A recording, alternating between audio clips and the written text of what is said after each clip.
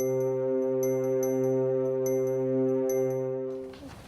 the session overviews, what are we supposed to do in the session how are we supposed to use them? These are mostly used so that you can have a sense of which spellings you're on and which spellings you want to cover and add to next.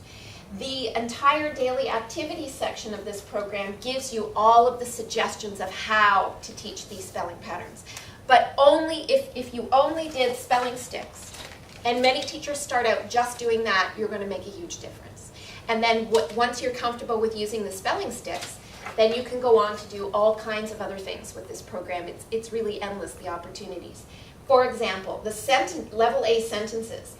What research tells us is that we're trying to get children, we almost skip the sentence making part of writing and we get them to start right off in kindergarten writing journals. And what we need to do is focus on making sure they know how to print a sentence properly.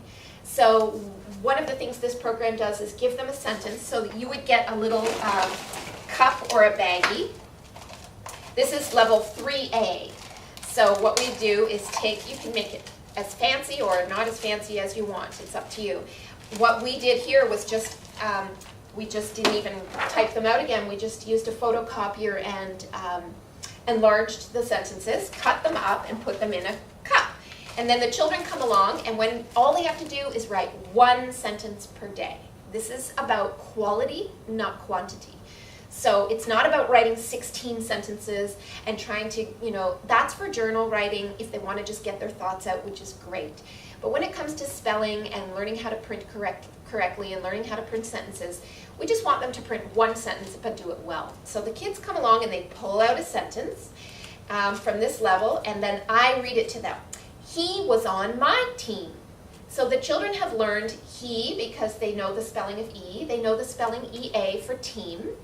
And they know the wild word was, on, and my, because they've learned those wild words and memorized those. So they should be able to print that one sentence, and then we talk clearly about the capital at the beginning, the period at the end. So you ask them to visualize. Can you visualize a team? Can you visualize somebody on your team? Can you visualize it being a boy? So that you get them to start using their mind's eye to think about language. When they get older, what happens to books when they reach grade 3, or even sometimes grade 2, is they lose the pictures. They need to be able to have a good, strong mind's eye. Think about it like a muscle, so that they are able to think about what they're reading and picture it and imagine it while they're reading it. Otherwise, it's just a bunch of words. And that's not going to be helpful when they really need to read text and understand it. So we're always trying to keep the context in mind, which is why whenever you play crazy cards, you want to make up a sentence, a silly sentence to get them motivated. Anytime you need to motivate children, just be as silly as you can.